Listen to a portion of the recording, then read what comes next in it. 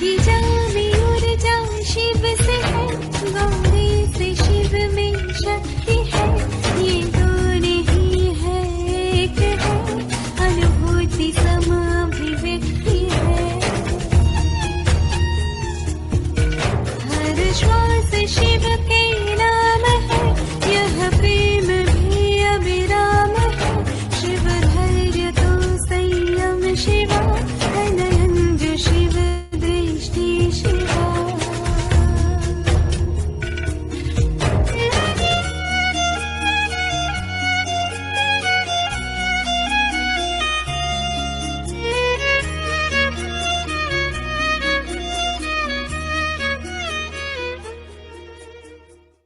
ओम शांति। 1905 में रूस के एक फिजियोलॉजिस्ट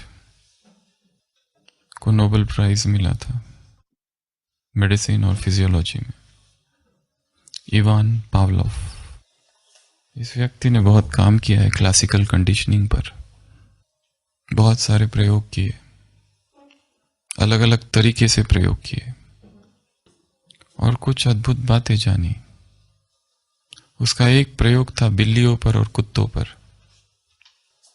बिल्लियों को भोजन दिया जा रहा है, साथ ही सामने मशीन है, एक्सरे मशीन, जिसमें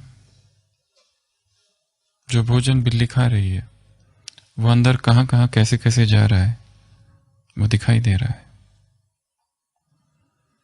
बिल्ली भोजन कर रही है और अचानक एक कुत्ते को खिड़की पर लाया गया, वो भौंकना चालू करता है।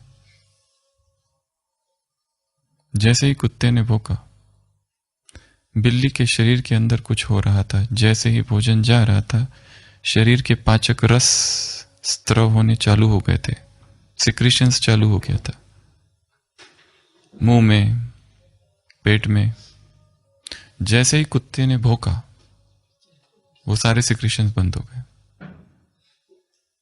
उस बिल्ली को एक भय ने पकड़ लिया, एक चिंता ने पकड़ लिया। फिर कुत्ते को हटा दिया गया, पर उसके बाद में भी वो रस सिक्रिट होना चालू नहीं हुआ 6 घंटे तक या उससे भी ज्यादा। एक भय, एक चिंता ने अंदर का पाचन तंत्र रोक दिया, स्थिर हो गया, स्थगित हो गया सब कुछ। पावलोव ने कंक्लूजन निकाला, जो हम खा रहे हैं, क्या खाने से भी ज्यादा किस चित्त दशा में खाया जा रहा है, किस भाव दशा में वो खाया जा रहा है। वो चित्त की दशा, वो भाव की दशा, वो मन की दशा भी पाचन को प्रभावित करती है। हम चर्चा कर रहे थे भोजन की। सम्यक भोजन, सम्यक आहार, राइट डाइट क्या है?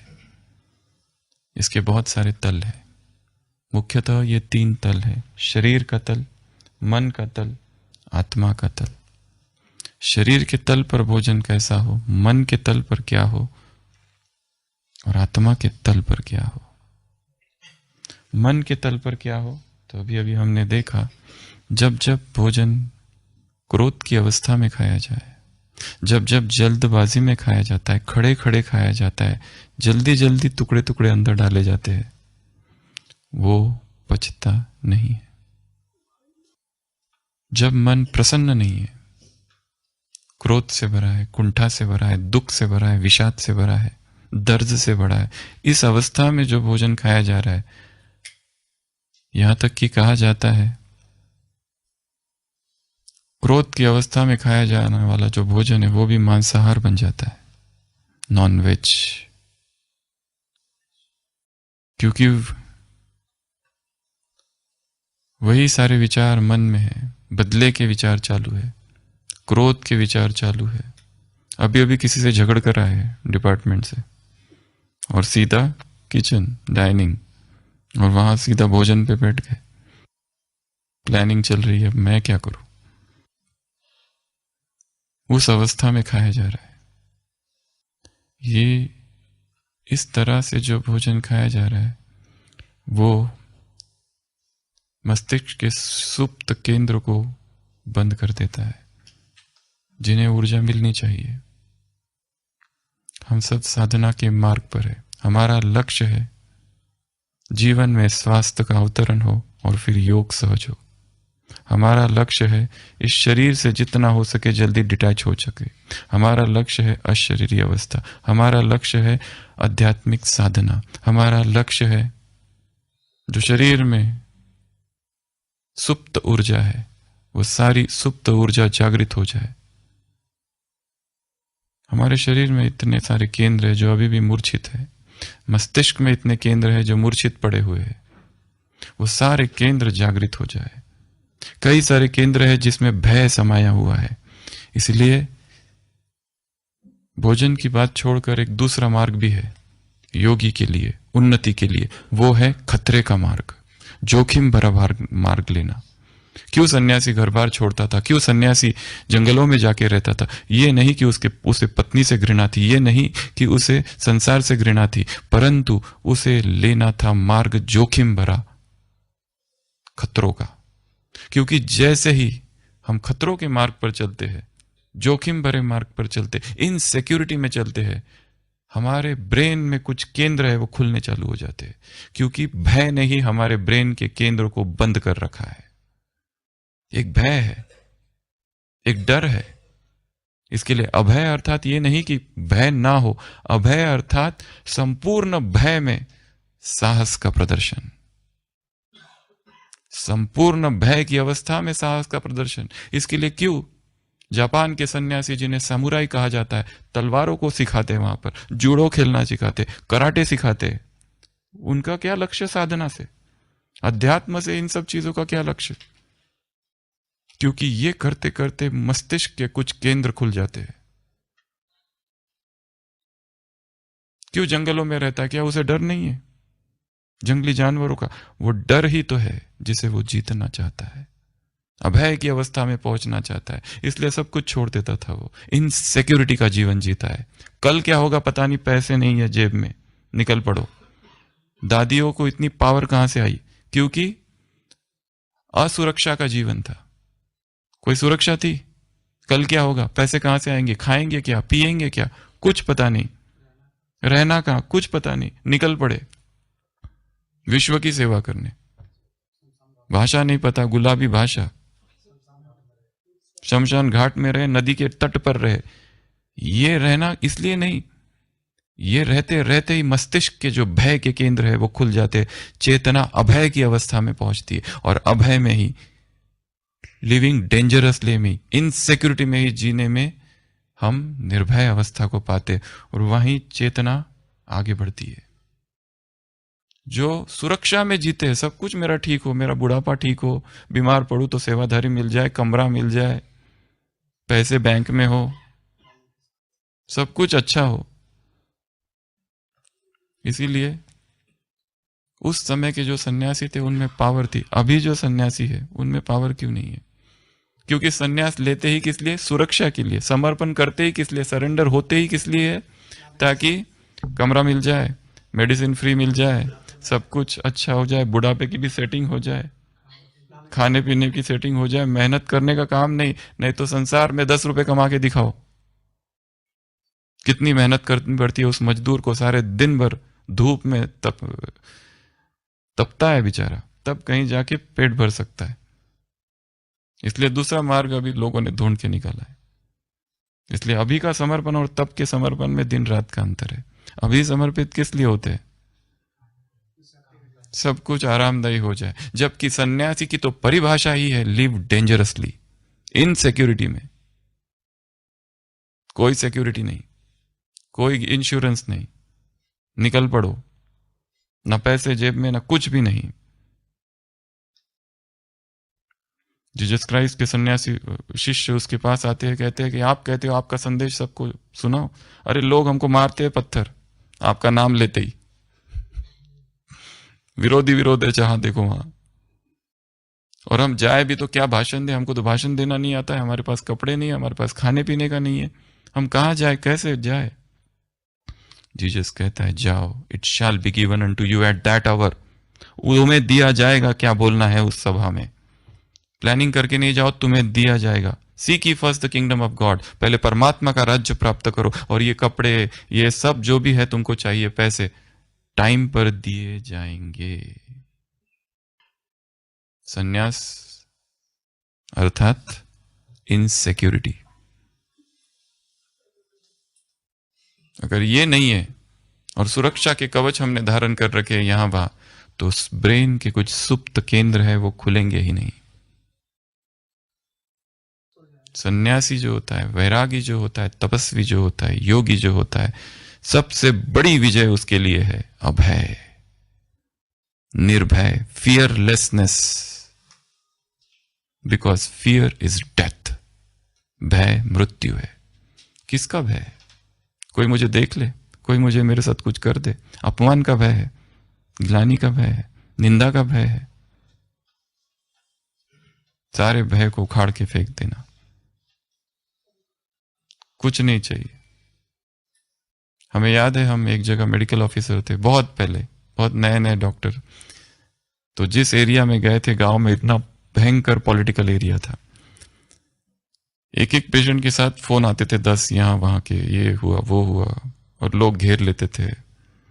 कुछ हर दिन होते रहता था। ढेर सारी पुलिस केसेस चलती थी वहां पे, पोस्टमार्टम पुलिस केसेस, इंजुरीज, झगड़े, लड़ाइयां, ये सब होता था।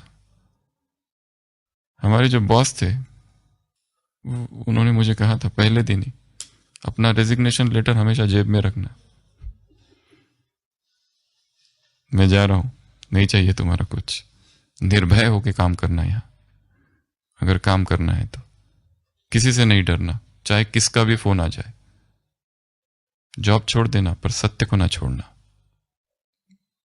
एक पेशेंट की डेथ हो जाती तो बाहर 100 लोग रहते थे, ऐसे कैसे मर गया, लाते थे लास्ट स्टेज में। अभय, अभय साधना है, निर्भयता साधना है। निकल जाओ एक दिन सुबह से लेकर रात तक अकेले, देखो क्या होता है। डर रहता है। निकल जाओ मार्ग पर फास्टिंग के, डर होता है शरीर को कुछ हो ना जाए, बीमार ना पड़ जाए, चक्कर ना आ जाए। कुछ नहीं होगा, कुछ भी नहीं होगा। अपने एक एक भय को जीतते जाना है, आगे बढ़ते जाना है, और वो होगा तब जब करेंगे। You do it by doing. केवल किनारे पे बैठ के कुछ नहीं होता है, निकल पड़ना पड़ेगा आंधी को। मैं पहला खोजा नहीं अगम भव सागर का, मुझसे पहले कितनों ने इसको था, पर मुझ में उनमें भेद यही, मैं उस अगम भव सागर का पथिक हूं, जिसे पा लेने की धुन मेरी, कांटे रोंदूंगा अपनी राह बनाऊंगा। तुम फूलों भरी डगर की बातें किया करो, मैं गोताखोर, मुझे गहरे जाना होगा, तुम तट पर बैठ भंवर की बातें किया करो। क्यों सन्यासी ने असुरक्षा का मार्ग चुना? किसी ने पूछा था फ्रेडरिच नीत्शे से कि जीवन जीने का रहस्य क्या है। उसने कहा था लिव डेंजरसली। लिव डेंजरसली, क्योंकि ये डेंजर में जीते जीते जीते जीते ही कुछ हो जाता है। कूद जाओ समंदर में, कूद जाओ, उसमें कूदोगे पानी में तो तैरना आएगा। हाँ कर दो हर चीज के लिए। हमें याद है सबसे पहली बार, इसके पहले भी कभी सुनाया था, जब हम इंटर्न थे, अभी अभी एमबीबीएस पूरा हुआ और इंटर्नशिप चालू हुई, पहली पोस्टिंग ऑर्थोपेडिक की। आज तक कभी पेशेंट देखे नहीं, ना कभी मैनेज किया, ना कुछ किया, पता ही नहीं। एक सीरियस पेशेंट आ गया, बहुत वीआईपी, हेड इंजरी था, पूरा खून, उसको वेंटिलेटर पे डाल दिया, वो पाइप सब कर दिया, और फिर कहा गया इसको सीटी स्कैन करना चाहिए। सीटी स्कैन हम जहाँ थे वहां थे नहीं, सीटी स्कैन अभी भी आया था उस समय, और वो नागपुर में था। तो कौन जाएगा? हमने कहा हम जाएंगे। क्योंकि हमें पता था कोई एक्सपीरियंस नहीं। तुम कभी गए हो? हमने कहा कभी नहीं गए। तुमको कुछ पता है इंजेक्शन? कुछ भी पता नहीं। फिर क्यों जा रहे हैं? जाना है बस। और निकल पड़े उसके साथ, पूरा वो रास्ता भर, पूरी रात उस पेशेंट के साथ, पूरा खून ही खून। इधर बीच में ऑक्सीजन खत्म हो गया, एक हॉस्पिटल में घुसा के गए, वहां से हॉस्पिटल से वो ऑक्सीजन चेंज करा है, ये करा है, वो करा है, इतना कुछ कुछ कुछ कुछ हुआ, कुछ पता नहीं क्या करना है। और डर, इसको कुछ हो ना जाए, इसको कुछ हो ना जाए। वो गाड़ी, वो पल्स, वो एम्बुलेंस, और हमको पता कुछ भी नहीं। पर लक्ष्य था अंदर जो भय है उससे पार निकल जाना है। जिससे सबसे ज्यादा डर लगता है वही चीज करो, जिससे सबसे ज्यादा डर है वही चीज करो। ये करते करते ही मस्तिष्क के वो सारे केंद्र खुलने लगते हैं। नहीं तो क्यों लोग समुराई बनते हैं? आध्यात्मिक साधना का तलवार से जूडो से क्या संबंध? देखा है वो शाओलिन मॉन्क्स के चित्र देखना, वीडियोस। छोटे छोटे बच्चे कैसे कैसे उनको उल्टा पुल्टा कराते बचपन से ही, क्या क्या सिखाते हैं उनको, मार्शल आर्ट्स ट्रेनिंग है। ये कठोर बनाते हैं अपने को। ये शरीर को कठोर बनाना नहीं है, मन को कठोर बनाना है, मन को शक्तिशाली बनाना है। तो मन के तल पर फिर से भोजन की तरफ आते हैं। चित्त दशा क्या है? योगी अर्थात वो दिए की तरह शांत है, पर दूसरी तरफ विस्फोटक भी है। योगी अर्थात एकदम परम शांति, तो दूसरी तरफ खतरों पर चलने वाला, बारूद ही बारूद, आग ही आग, चिंगारी ही चिंगारी।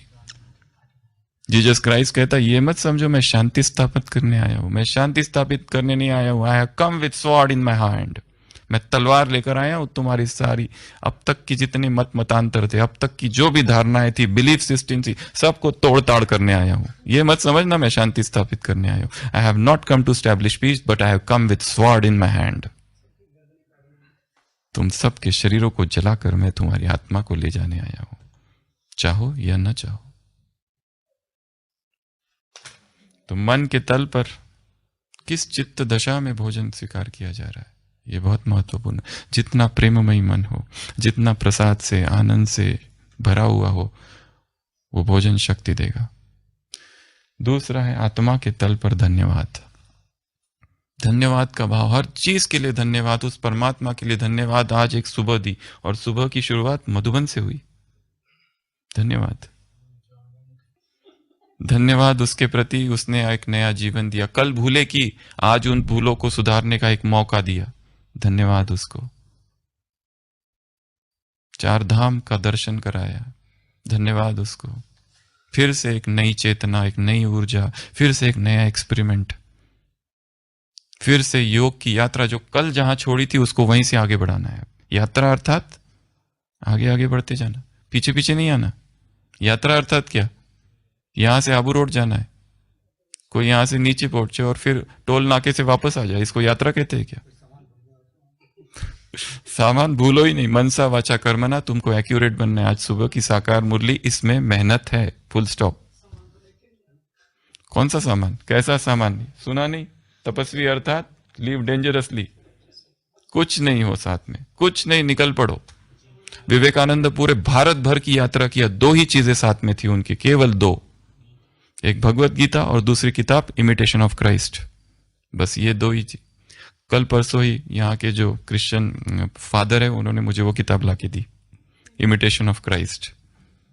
क्राइस्ट को इमिटेट कैसे करे, क्राइस्ट समान कैसे बने, उसकी शिक्षा है। बहुत पुरानी किताब है वो। किताब जो हमको दी वो भी 1924 का पब्लिशन है, वही ओरिजिनल बुक लाके दी कल, 2-3 दिन पहले। तो ये दो ही किताबें थी उनके पास, बस बाकी कुछ भी नहीं था। क्या खाना है, क्या पीना है, कोई किताब नहीं, कुछ नहीं। इधर भी बाबू में आए थे, 2-3 महीने रहे। यहां पर ही टचिंग हुई, विदेश जाना है। फिर यहीं पर पत्र आया खत्री के महाराजा का, यहां से वहां गए, वहां से चेन्नई और चेन्नई से विदेश, और उधर विस्फोट। विस्फोट पर करने से पहले कोई किताबें नहीं पढ़ के गए, कोई अध्ययन नहीं करके गए। दो ही बस थी, गीता थी और इमिटेशन ऑफ क्राइस्ट, दो ही किताबें थी। ये सन्यासी का जीवन है। असुरक्षा, अनिश्चिंतता, इनडिटर्मिनेटनेस, कुछ पता नहीं क्या होने वाला है, आज कहां से खाने को मिलने वाला है। यज्ञ में तो यही था, आज भोजन आने वाला है कि नहीं आने वाला, निश्चिंतता थी क्या? अभय की अवस्था थी, यही है अभय। अर्थात भय नहीं, ये नहीं है। अभय अर्थात संपूर्ण भय के साथ साहस का प्रदर्शन। ये भय, यह भय है, सारा भय है। पता है इसमें बहुत जोखिम है, पता है ये नहीं करना चाहिए, किसी ने किया नहीं आज तक, पता है ये ऐसा है, पर फिर भी निकल जाना इस निश्चय के साथ, साथ में कौन है? रामकृष्ण मरने के बाद वो सारे जो जिनको उन्होंने दीक्षा दी थी, वो 12 लोग, वो एक मठ लिया बराहनगर, और वहां पे साधना करते थे। लोग आके हंसते थे, तुम लोग क्या करते हो, जवान लोग हो और कर क्या रहे हो, तुमको काम करना चाहिए, तुम लोग ये भक्ति करते रहते हो, पूजा करते रहते हो, पाठ करते रहते हो, किताबें पढ़ते रहते, शास्त्र पढ़ते, 3 बजे उठते थे, ध्यान करते थे, ये करते थे, वो करते थे, इससे तो अच्छा है कि तुम लोग शादी कर लो और वो सब गृहस्थी। जो विवेकानंद का स्टेटमेंट है, हमें अमृत नहीं मिल रहा है तो क्या विष खाए? If you are not getting nectar, should we? आज कहा है बाबा ने, शादी है बर्बादी।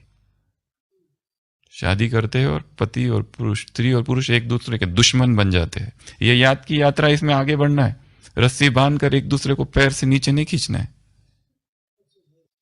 आत्मा के तल पर धन्यवाद का भाव कि ये भोजन मुझे मिला है।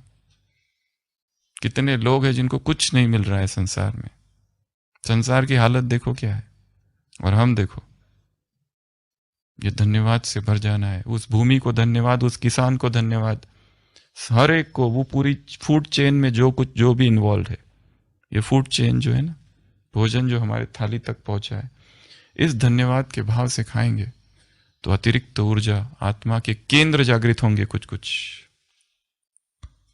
यही अध्यात्म है, अपने भयों को जीतना।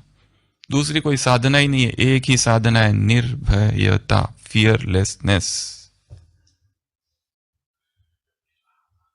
सन्यासी किसी से नहीं डरता है, किसी से नहीं, कोई चीज से नहीं, कोई वस्तु से नहीं, कोई परिस्थिति से नहीं। कितनी मुरलियां होगी इस पर, निर्भयता की शक्ति पर। आज आप सबको होमवर्क, निर्भयता की शक्ति कर जितनी मुरलियां होगी वो निकाल के पढ़ो, क्या कहा है उसमें बाबा ने, क्यों इतना स्ट्रेस दिया है निर्भयता को। क्योंकि हम सब भयभीत लोग हैं, डरे हुए लोग, कायर है सब, अंदर से तो कायर भगोड़े है, ऊपर से सोमान लेके बैठे हैं, मैं निर्भय आत्मा हूं। सबसे ज्यादा भय किसको है? मृत्यु से। हम इतनी आत्मा की, परमात्मा की बातें करते, पर हमसे ज्यादा मृत्यु को भयभीत होने वाले कोई भी नहीं है। इतनी सी बीमारी हो जाती, पता नहीं कितने संकल्प चलने लगते, मर ना जाऊं। हम आत्मा परमात्मा का ज्ञान संसार को सुनाने वाले हैं, सबसे ज्यादा भयभीत है अंदर से। अब आते हैं जहां हमारी चर्चा चालू थी, शरीर के तल पर कम से कम 7 से 8 बातें हैं। सबसे पहला, भोजन शरीर के तल पर कैसा होना चाहिए? तो भोजन शरीर के तल पर आध्यात्मिक साधना के लिए अनुत्तेजित आहार होना चाहिए। वो आहार जो उत्तेजना उत्पन्न ना करे। जिस आहार में उत्तेजना है, इरिटेशन है, एक्साइटमेंट है, वो रजो है, वो तमो है। अभी अभी खाया और उत्तेजना उत्पन्न हुई, शांति से बैठो और अपने शरीर की संवेदनाओं को देखो। सुखद संवेदना नहीं है, उत्तेजना की संवेदना है। पूरे शरीर में कुछ कुछ, अभी अभी गरिष्ठ भोजन खाया, मसाले वाला, तेल वाला, तला हुआ, मिर्च वाला, पकाया हुआ, प्रोसेस्ड, कुक्ड, अप्राकृतिक, ये सब खाया, और उसके बाद में शरीर में कैसे भाव उठते हैं देखो। जूस पिया शांति से, एकांत में, बाबा की याद में, दृष्टि देते हुए, समझते हुए कि ये शुभी रस है, इतनी इसमें पावर है कि अगले 24 घंटे मुझे कुछ भी लेने की आवश्यकता नहीं। वो प्राण ऊर्जा, हाई प्राणिक डाइट उसमें है, वो परमात्मा शक्तियां उसमें है, यही चोप चीनी है, यही हलवा है, ये इसी में सब कुछ है। इस संकल्प के साथ और धन्यवाद के भाव के साथ ये भी जानोगे कि कितने कम हमारे शरीर की आवश्यकता है और हम कितना ज्यादा ले रहे थे। कि बाबा तूने इतना दे दिया, इसमें ही बहुत बहुत धन्यवाद। लालच रहित भाव से खाया हुआ भोजन, उत्तेजना रहित भोजन जो है योगी का भोजन, अर्थात जिसमें उत्तेजनाएं ना हो। और उत्तेजनाएं किस भोजन में होती है? जो रजोगुनी भोजन है, जो तीखा है, तिक्त है, मिर्च मसाले वाला है, चटाकेदार, तड़का, चटपटा, ये सारे जो है ये उत्तेजनाएं उत्पन्न करते हैं इंद्रियों में। पहले से ही इंद्रियों में इतनी उत्तेजनाएं है, विकारों की इतनी उत्तेजना है, उसमें भोजन की उत्तेजना। भोजन, हमारा शरीर एक रासायनिक इंस्ट्रूमेंट है, इसमें दारू डाल दो, फिर वो दारू ये नहीं देखता ये साधु का है कि योगी का है कि भोगी का है कि बीके का है कि नॉन बीके का है, वो वही करेगा जो उसको करना है। गोली अगर मुझे लगती है, गोली ये नहीं देखती मैं हिंदू हूं मुस्लिम हूं, वो गोली अपना काम करेगी, वो अपने स्वधर्म में स्थित है।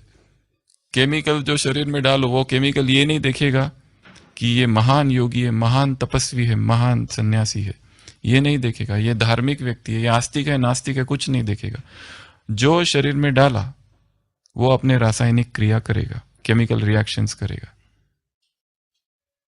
कैसा भी डाल दो। फिर सबसे पहले योगी अर्थात जिसका भोजन हल्का हो, अनुत्तेजित आहार हो।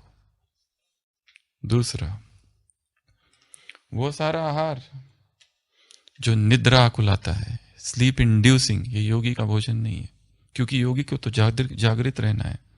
तस्मात् जागृत योगी या निशा सर्वभूतेषु, जो संसार की निशा है, रात्रि है, वो योगी के लिए दिन है, क्योंकि हमारा मुख्य योग का समय रात है। रात्रि ध्यान, सारी रात जैसे योग की अवस्था में रहे, चेतना जागृत अवस्था में, शरीर सोया रहे पर चेतना जागृत रहे। दूसरा, वो भोजन जो नींद को लाता है, वो सम्यक आहार नहीं है। तीसरा, थर्स्ट, वो भोजन जो खाने के बाद तुरंत पानी पीने की प्यास लगती है, ऐसा लगता है पीते पीते ही पानी पीऊं, खाते खाते पीऊं, या खाने के तुरंत बाद, अर्थात उसमें बहुत नमक डाला हुआ है, उत्तेजनाएं है, इसलिए तो शरीर मांग करता है पानी की, तुरंत पानी की मांग करता है। प्राकृतिक आहारी जो होता है उन्हें पानी की बहुत कम आवश्यकता होती है, और यहाँ लोग दिन रात पानी पानी पानी पानी पीते रहते हैं। कहते हैं, डॉक्टरों ने कहा है, चिकित्सा विज्ञान कहता है, बहुत पीते रहो, बहुत पीते रहो, बहुत पीते रहो, दिन रात पीते रहो। और जरूरी भी है, क्योंकि जिस तरह का आहार खा रहे उसको पचाने के लिए उतनी आवश्यकता है। मेडिकल साइंस गलत नहीं है, राइट है। पर प्राकृतिक आहारी, फलाहारी, रसाहारी जिस आहार पर रहता है उसे पानी की आवश्यकता ही नहीं होती है, कुछ भी नहीं। कई कई दिन गुजर जाते हैं बिना पानी के, क्योंकि सारा पानी कहां से मिल रहा है? पत्तों से, फलों से, सब जूसेस से, सब कुछ मिल रहा है अपने आप। और सबसे ऊंची अवस्था तो प्रकृति से सीधा मॉइस्चर है प्राणा में। Prana is the greatest source of water, pranic diet. तो तीसरा, ये सम्यक आहार नहीं है। चौथा, मात्रा, कितनी मात्रा में खाया जा रहा है। हमें बहुत कम की आवश्यकता है, ये तभी पता चलेगा 3 दिन रसाहार पर रहकर देखो। 3 दिन कच्चे आहार पर, अपक्व आहार पर, अनकुक्ड आहार पर, अनप्रोसेस्ड आहार पर, सन कुक्ड आहार पर, फायर कुक्ड नहीं, पर रहकर देखो। केवल 3 दिन रहकर पता चलेगा, अरे ये क्या है। सुबह सुबह इतना बड़ा जो नाश्ता लेता था उसकी तो आज जरूरत ही नहीं पड़ी। दोपहर को सोचता था अभी काम करना है, इतना सारा खाता था, कहाँ जरूरत ही नहीं पड़ी। रात्रि को चाहिए था, बिना उसके नींद नहीं आती थी, अब तो वो भी भारी लग रहा है। अच्छी बात है वो भी। तो अमाउंट, कितना खाया जा रहा है। अगला, टाइम, कितने टाइम पर खाया जा रहा है। नीरो था एक राजा, वो 10 से 15 बार खाता था, इतना रुचि थी उसको खाने में। उसके पास उसने 2 फिजिशियन रखे थे, वो खाता था, वो उसको उल्टी कराते थे, उल्टी करता था फिर खाता था, फिर वो उल्टी कराते थे डॉक्टर्स, फिर खाता था। वैसे ही कुछ सभ्यता है, वहां पर भोजन की जो थाली होती है वहां पंख रखा जाता है एक, वो पंख, खाना खाया, जैसे मेहमान आए पंख, वो पंख डाल के उल्टी कराओ उनको ताकि फिर खाए। पंख डालो मुंह में और फिर वो खाए। अलग अलग सभ्यताओं में अलग अलग चीजें। मात्रा, टाइम, कब हम खा रहे हैं। सूर्यास्त से पहले, सूर्योदय के बाद योगियों के लिए भोजन वर्जित। सूर्यास्त हो गया बस, अब कुछ नहीं। अब उधर मन भी ना, मन से भी वासना ना करे भोजन की, महावीर की वाणी है, मन से भी वासना ना करे, ना उसके बारे में सोचो, ना देखो, ना जाओ उधर, क्योंकि सूर्यास्त हो चुका है, संसार शांत हो जाएगा, विश्राम का समय चल रहा है। जो कुछ डाला है उसको विश्राम दो, पेट आराम करते रहे। पर हमारा तो रात्रि का ही बहुत बड़ा होता है, मीटिंग ही खत्म होती है 10 बजे, खाते हैं 11 बजे, संसार के लोगों का टाइमिंग, जो दुकान वाले हैं, घर पे आते हैं 11:30 बजे, भोजन खाते हैं 12 बजे, टीवी देखते हैं 1 बजे तक, फिर सोते हैं, उठते हैं 9 बजे, दुकान में जाते हैं 11 बजे। ये लोगों की दिनचर्या है। उधर भगवान को भोग नहीं लगा, इधर हमारे बैग में से नीचे से सैंडविच निकल के बाहर आता है, जिससे बाबा मिलन में बाकी जो बैठे हैं, कहां से ये खुशबू आ रही है। भगवान को अभी भोग स्वीकार नहीं किया गया है, इधर हमारा भोग चालू है। परिवार में सब चलता है। चलो ये भी ठीक है। टाइम और लास्ट, कौन सा आहार? हमें वो आहार खाना है जो हमारा अपना है, वो नहीं जो किसी और का है। इस दुनिया में सभी लोग वो आहार खाते हैं जो उनके लिए बना हुआ है।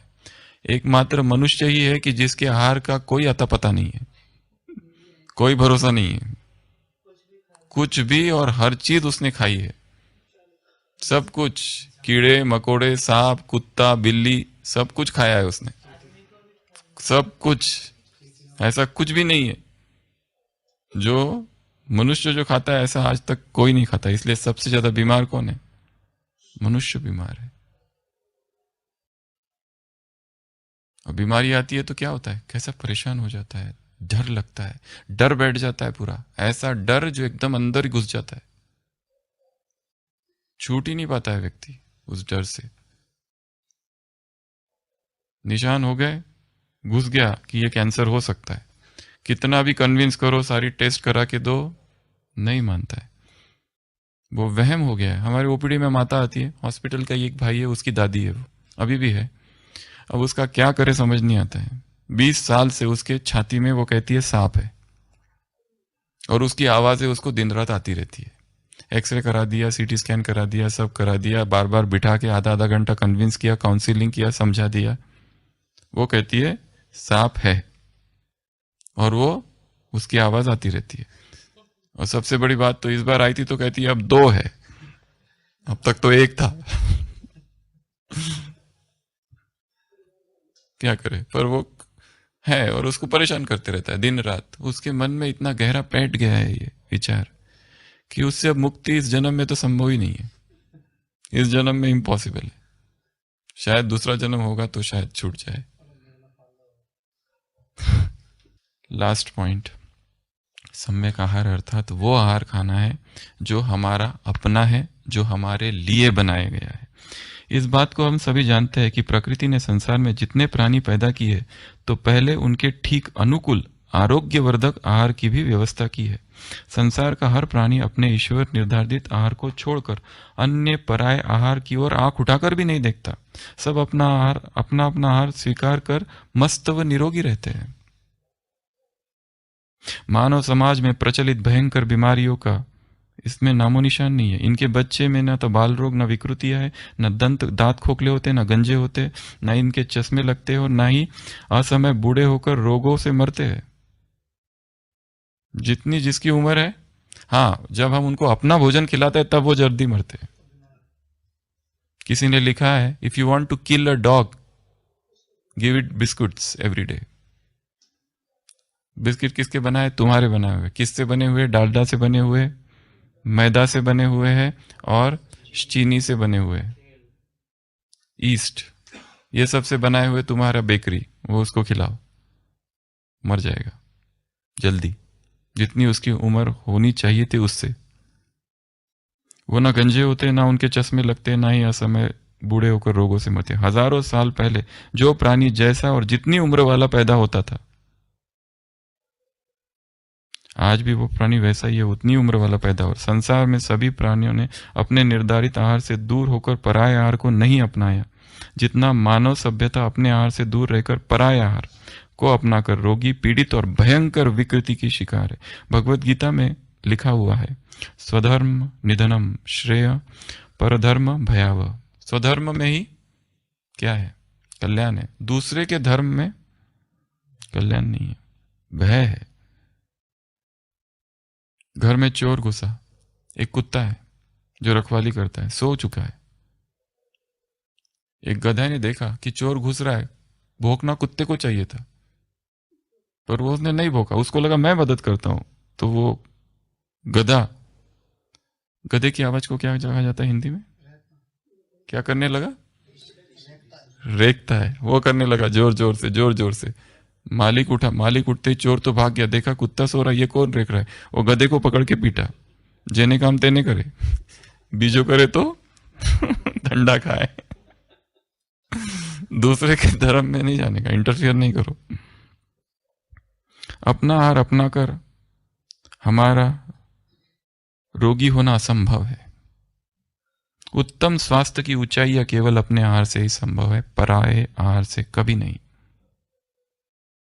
मानव सभ्यता के सारे रोगों की जड़ पराया आहार और अप्राकृतिक जीवन है। अभी एक एक्सपेरिमेंट है। क्या एक्सपेरिमेंट है? 4 थालियों का ये एक्सपेरिमेंट है। एक थाली में कच्चा मांस रख दिया जाए, नॉन वेज। पहली थाली है, उसमें क्या रखा? नॉन वेज मांस रख दिया, वो भी कच्चा कच्चा, ताजा ताजा। दूसरी थाली में अंडे, एग्स। तीसरी थाली में हरी पत्तियां, ग्रीन लीव्स। चौथी थाली में दाने, कच्चे दाने, अनाज के दाने। और 5वीं थाली में फ्रूट्स एंड नट्स, नट्स अर्थात ड्राई फ्रूट्स, मेवे, बादाम, खजूर, ये सारी चीजें। ये 5 थालियां रख दी गई है। शेर को छोड़ दीजिए तो लपक कर कच्चा मांस खा लेगा। शेर को छोड़ दिया, वो कहां गया? मांस की तरफ। उसको इन चीजों में कोई रुचि नहीं है, वो उसका आहार है, उसने वो खाया। दूसरे आहार की ओर तो आंख उठाकर भी नहीं देखता। अब गाय बकरी को छोड़ दीजिए, कहां चली गई? पत्तियों के पास चली गई, क्योंकि वो उसका आहार है। उसको बाकी चीजों से, तुम्हारा पनीर विनीर से कोई लेना देना नहीं है, उसको कुछ भी रख दो, वो क्या खाएगी जाकर? हाँ, उनकी आदतें मनुष्य ने अभी शायद बिगाड़ भी दी होगी, अपना अपना खिलाकर। हो सकता है बाद में अनाज पर दूसरे किसी और आहार की ओर आंख उठाकर देखे, पहले तो वो पत्तियों की तरफ जाएगी। पक्षियों को छोड़ दो, कहां चले जाएंगे? दानों की तरफ। उसमें भी 2 प्रकार के पक्षी, मांसाहारी पक्षी है या अनाज खाने वाले पक्षी, तो वो वहां चले जाएंगे। अब अंत में मानव को छोड़ दीजिए। अभी मानव आ गया, क्या करेगा वो? मानव का कोई भरोसा ही नहीं, कोई ठिकाना ही नहीं है उसके आहार का। तो कच्चा मांस देखकर उसको घृणा सी उठेगी, खाने की सोच भी ले तो बिना उबाले। उसकी दुर्गंध सड़न मसालों में छुपाकर बनावटी आकर्षण रूप देकर खाने की कोशिश करनी पड़ेगी। पहली बार मांस खाने में बेस्वाद अजीब सा लगता है, बाद में आदत पड़ जाती है। पहली बार कोई वो है ना जोक, वो पहली उसकी रोज, वो पति रोज दारू पीता है, पत्नी कहती है ऐसा इसमें क्या है जो तुम पीते हो? वो कहता है पी के देखो, तो वो पी के देखती है, उल्टी कर देती है। तो पति कहता है देखा, और तुम तो कहती हो मैं ऐसे ही मजे करता हूं। पहली बार शराब शरीर में जब डली जाती है, पहली बार कोई बीड़ी सिगरेट पीता है, शरीर रिएक्ट करता है, शरीर कहता है नहीं ये क्या डाल दिया विजातीय तत्व, हटाओ इसको। बहुत भयंकर खांसी, क्या कुछ हो जाता है। पर धीरे धीरे फिर उसकी आदत पड़ते पड़ते सुख की अनुभूति होने लगती है व्यक्ति को। फिर ब्रेन से केमिकल रिलीज होने लगते हैं, डोपामिन वगैरह, और अच्छा लगने लगता है। फिर वो निश्चित ही यह मानव आहार नहीं पराया आहार है। शेर की तरह, कच्चे मांस की तरह हमारा कोई सरल आकर्षण नहीं है। शेर की हमारी जो आते हैं ना, बहुत बड़ी है। शेर की जो आते हैं उसके लिए उसके दांत, उसकी आंत, वो सब उस मांस के लिए उपयुक्त है, हमारे लिए नहीं। चलिए दूसरी थाली में जहां अंडे रखे हैं, अंडों को देखकर क्या करेगा व्यक्ति? अंडे देखकर ही लगता है कि ऐसे ही कैसे खाया जाए। मानो तो मानव, जानवर भी इसे खाने की नहीं सोचते, क्योंकि अंडे का संबंध किससे है? वंश वृद्धि से है, सीड है वो ना। आहार के रूप में इसकी ओर नजर उठाकर देखना भी सरासर मूर्खता है। मजबूरी से भले ही खा ले, अथवा पकाकर इसका रूप बदलकर मसालों के बिना इसको खाने की कल्पना भी नहीं कर सकते। निश्चित ही हमारा आहार नहीं है। तो मांस नहीं है, सेकंड अंडे नहीं है।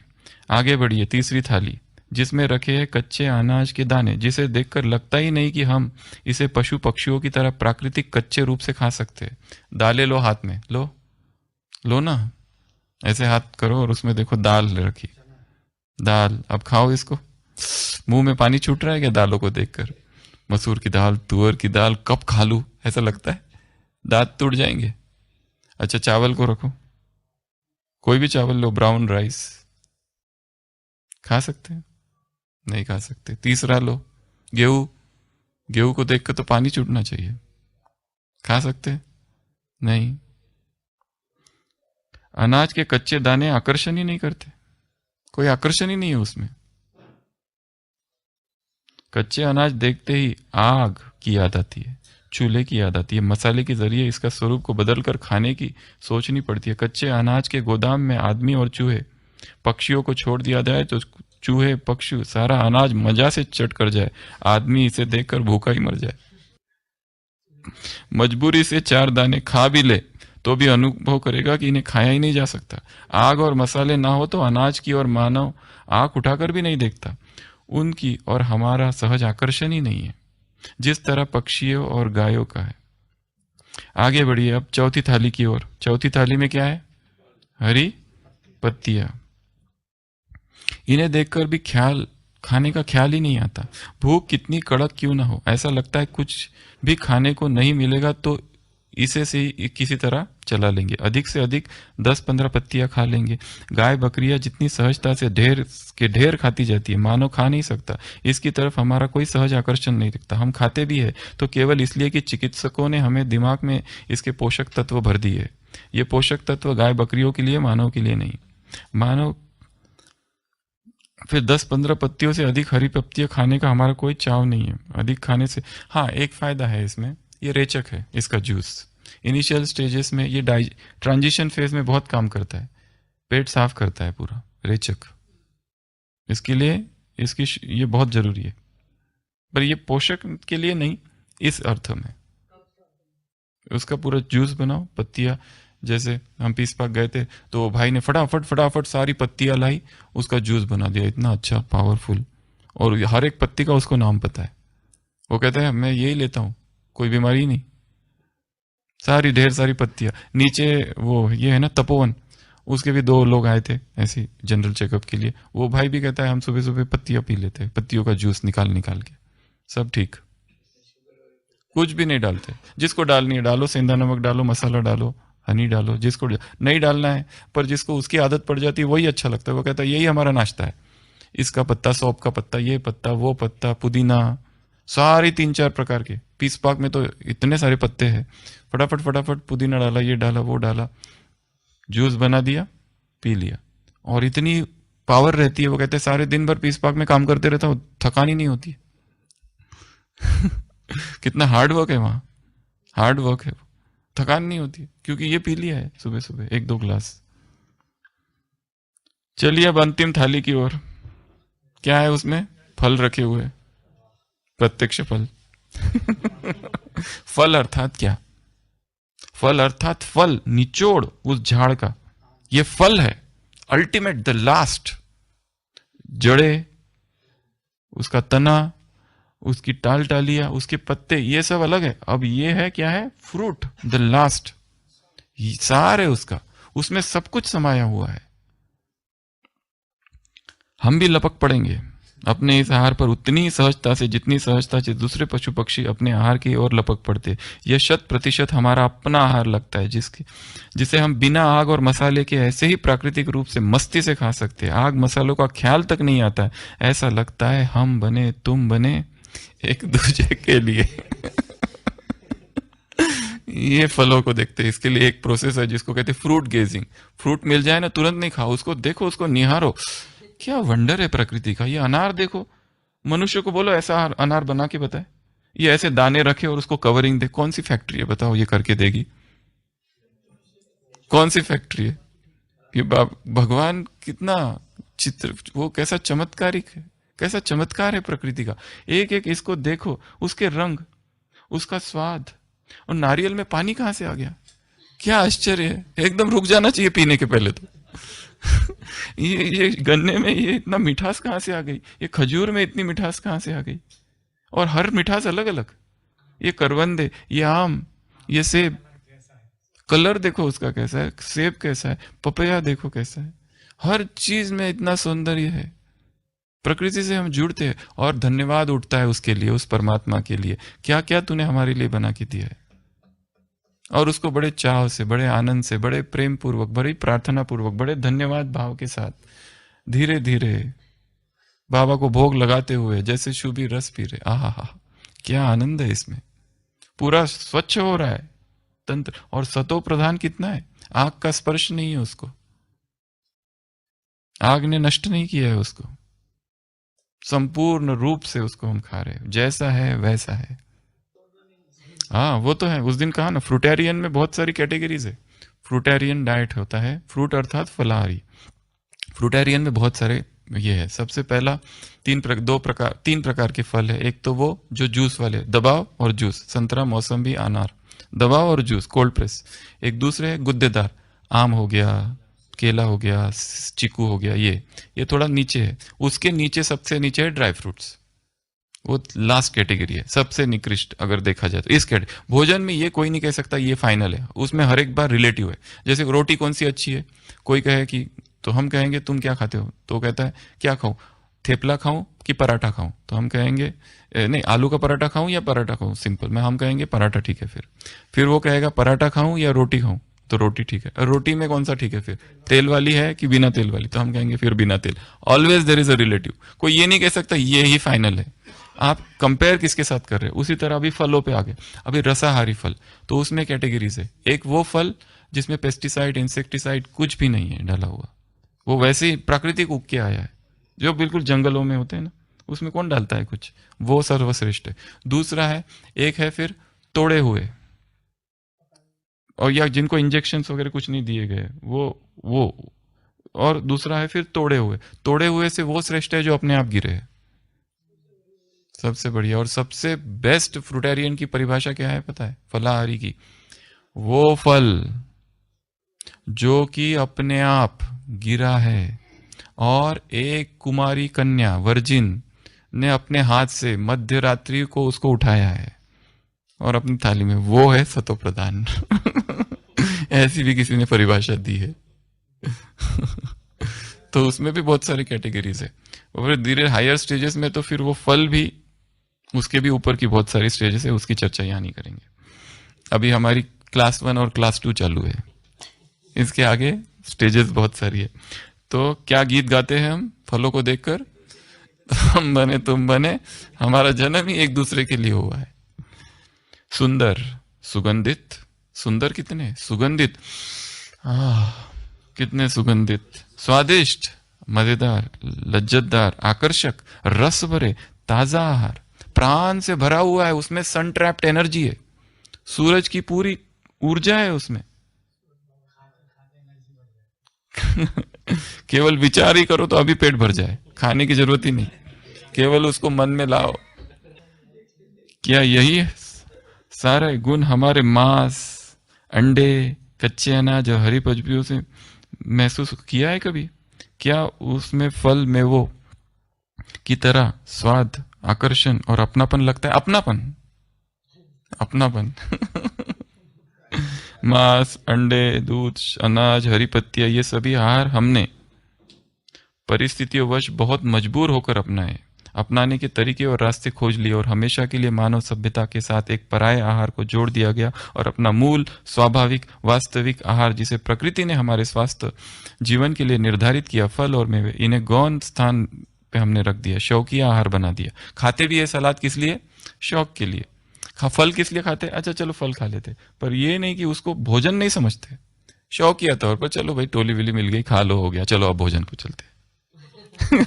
ये खा लिया, लेट अस नाउ, अभी ये खा लो, अरे अभी नाश्ता तो करना है, अरे थोड़ा ये खा लो, बाद में नाश्ता कर लेना, हाँ चलो ये खा लिया, अभी चलो नाश्ता। मतलब ये सारा प्रोग्रामिंग इधर है। परंतु प्रकृति का यह नियम कभी नहीं भूले कि संसार का हर प्राणी सिर्फ अपना प्राकृतिक निर्धारित आहार खाकर ही स्वस्थ और सुरक्षित रह सकता है। जो भी प्राणी पराय आहार अपनाने की कोशिश करेगा, वह उस आहार से जीवित भले ही रह जाएगा। व्यक्ति 30-30 साल दारू पीते, 50-50 साल दारू पीते, फिर भी जीवित रहते। शरीर का एक नियम है, उसको कहते हैं लॉ ऑफ वाइटल कैपेसिटी। शरीर सहन करते रहता है, मोल्ड करते रहता है। बीड़ी पीता है व्यक्ति, फिर भी सहन करते है। कमाल है इस शरीर की, रोज दारू पीते 3 में 3 बार, फिर भी जिंदा है अभी तक, अलाइव एंड किकिंग, एकदम रॉकिंग, पर अंदर क्या हो रहा है उनको पता नहीं है। पर ऐसा व्यक्ति कभी आध्यात्मिक उन्नति नहीं कर सकता। ऐसा व्यक्ति साइंटिस्ट जरूर बन जाएगा नॉन वेज खा खा के, तर्कवादी जरूर बन जाएगा, तर्कशास्त्री, बहुत पावरफुल मेमोरी उसकी होगी, परंतु चेतना के जगत में उड़ान अगर भरनी है तो ये बाधा है। इसलिए ये यहां जो भी बातें हम बता रहे हैं, जिनको अध्यात्म में पुरुषार्थ आगे बढ़ना है उनके लिए बात है, बाकी जो जिसका जो चल रहा है चलने दो, उनके लिए ये बातें है ही नहीं, वो तो सुनना ही नहीं, बिल्कुल क्लास सुनते स्विच ऑफ, डिलीट, ब्लॉक कर दो, ब्लॉक कर दो, बिल्कुल ये तुम्हारे लिए है ही नहीं। अगर आध्यात्मिक में आगे बढ़ना नहीं है, यदि हमें तपस्वी नहीं बनना है, क्योंकि ये जो बातें यहां बताई जा रही है स्वास्थ्य के पॉइंट ऑफ व्यू से नहीं है, और ना ही केवल मेडिकल साइंस जो जहां तक पहुंचा है, मेडिकल साइंस के बहुत आगे की बातें हैं जो चर्चा हो रही है।